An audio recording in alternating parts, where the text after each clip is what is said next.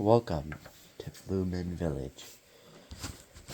As you get toured around the village, you will see the different ways of life and how the village operates. We will first start off by going down the bridge, which will lead us to the logging camp. Here is where the logs are collected for the village that is used to build the houses. As we take a left, we will enter the camp where the workers sleep. Each tent has storage, a bed, and some books for them to read. If we head over to the fireplace, here is the communal fire where people hang around and food can be cooked. We have a single tent right here that is used for one person. We come over here, this is only two people, and they get one storage. And over here is a bigger storage tent for two people. This is where we fit three people together. Not the most comfortable, but this is our third tent. And as we walk up the stairs, we will enter the house where the foreman/manager lives. As we can see, there's this big dining table for any meetings or dinners he wants. A beautiful painting on the wall. And if we come over here, we see the kitchen setup. Two stoves for cooking, a small countertop, and a container of water for any needs. As we head upstairs, you will see the bed. These are two beds along with his goods, including these library books, tools and necessities, and storage. There's a painting on the wall, and as we walk outside of the house, we will see his area, which includes a small little garden and a fire pit for any other meetings. And he has the flag of our great nation, or kingdom, on it. As we come over here, we can see the workers who are prepping, who are chopping up the wood blocks for distribution. These are the stacks of wood being prepared to be cut or shipped off. If we walk up the bridge, this is where we can enter the forest, where the trees will be logged. As you can see, this is the total space. There is also a nice little spot for the workers to fish if they do please so. As we exit the area, you will see on your left and right houses that are being constructed for the expansion of the village and better living conditions for the people.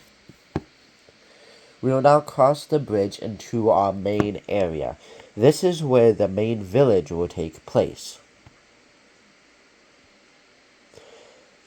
Our first step is the outhouse right here, where any people of the kingdom can do their business.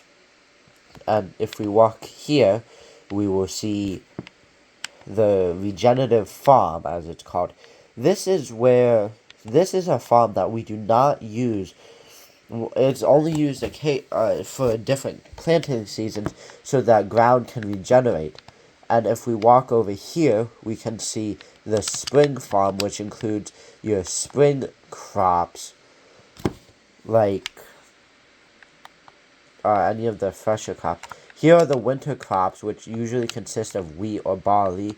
Here we have wheat in it. Now, if we come over here, this is the windmill / mill, which is used to mill stuff.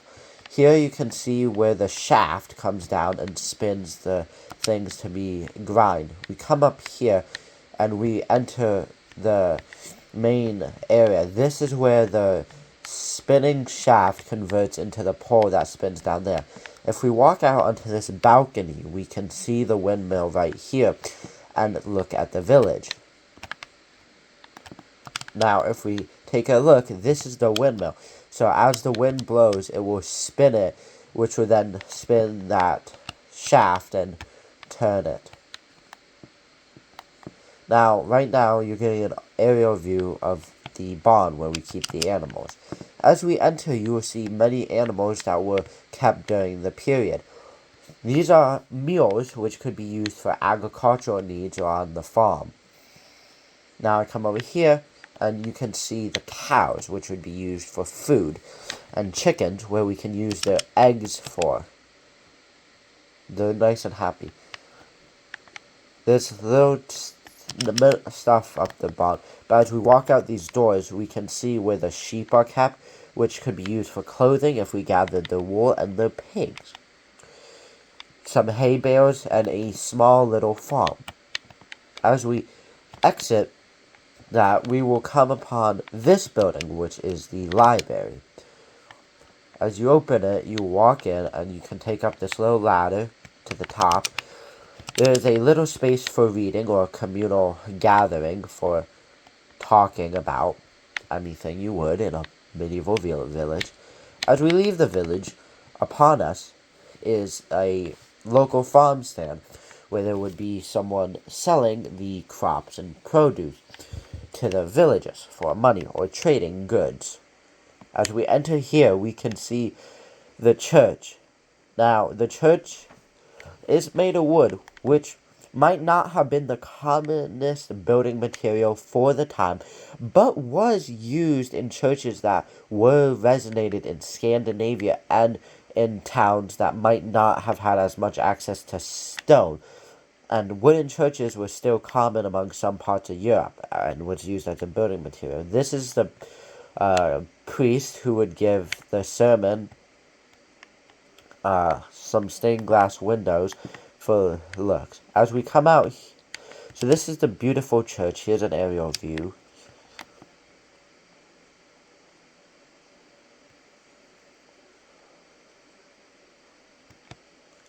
As we come down here, we will see where the peasants / serfs live, which were the people of the village. As you walk in, it's very minimalistic. One bed for sleeping in. Not much to do, some candles for light, and a cooking stove. Very small things that were not common items. Now, this is another house, which is even smaller. As you can see, has a little fireplace with a chimney, cooking food and keeping people warm. Now, this is one of the main staples where you'd probably find people, the Bronze Tavern. As I enter here, you will see where people can sit and order drinks. A great place for communal hangouts and times. Come back here, we see the tavern owner who operates the tavern. You can also order food or any drinks that you want and talk about your day's work if you had money to. Now, if we come out here, we can see this little hotel that might be used if travelers are coming in. This is a bathtub, although not used too much during this time period, is available. And here is a bed for sleeping. That's a nice little bed. We will now take an aerial view of both these buildings. You can see that house is probably where the bar manager or tavern owner would live. Now, as I'm coming along, I will now enter this shop. Now, the small shop we saw back there would sell commodities and goods like crops and stuff. Here you can get some more of your lesser used items, but of still more importance. Like, if you needed like leather work or any other tools like that, you could not get at a shop. Now, as I enter here, this is the bakery where goods would be baked. As you can see, there is some cake that was already eaten, so it's probably some good cake. Then you come in here, you see these two stoves and all these goods. Now, this is a perfect place to buy food and bread if you had the money. Now, as I come up here, we will enter the blacksmith shop, which was a very vital place at this time period, because this is where you would get most of your goods. Now, there would be someone working the counter here, and you could get a variety of goods. Maybe because the king has guards and knights, they would get their armor made here. You can also buy tools such as like if you needed covers for your horses, if you needed some sword, an axe, a pickaxe, a shovel, or a hoe for farming needs. Shears so you could clip the sheep, a saddle to ride your horses or mules while you're working out in the fields, and a fishing rod, which would be vital for getting goods. As we enter here, we can see the main shop where the blacksmith would work. This is his forge where he could heat up the metal, and you see a variety of tools that he would and could use to manufacture goods. We have two other stoves that could be used to heat up even hotter. Now, this would be if he needed to cut metals.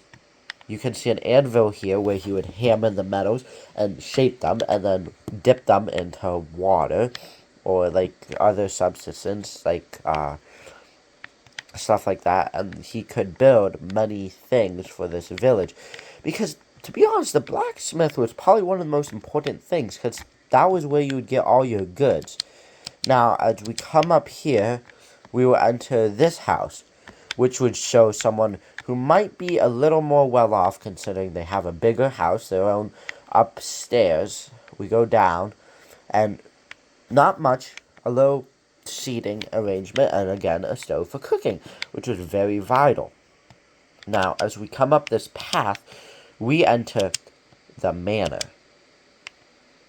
Now, you may be one. Now, stone was really common for this time period. That is true. But there were many manors, probably not around today, that were made of wood, because wood was cheap and accessible. So maybe a village that was not as well off, or a smaller village or kingdom, would probably have a manor made of wood, considering that's what poorer kingdoms had, because it was easier than stone. Now, we come in, and it still is pretty grand. So we have a little cooking area, because he still needs to eat. Now, as we climb the ladder, we come to these important areas. This is where the guards would look out over the vast openness of the village and embrace its beauty.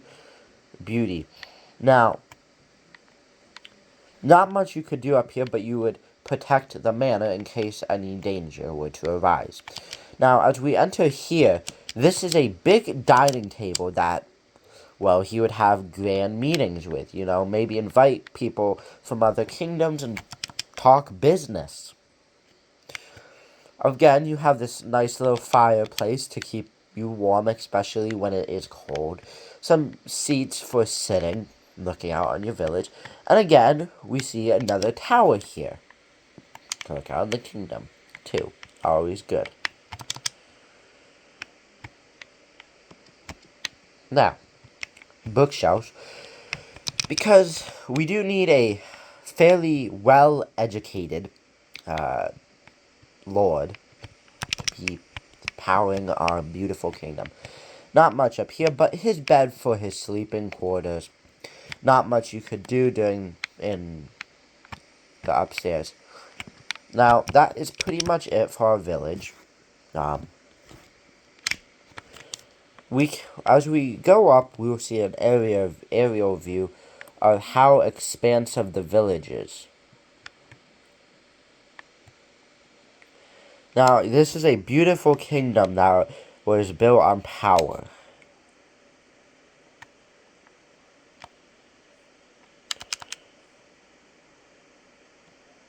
As I fall, we can see this piece that we might not have talked about before.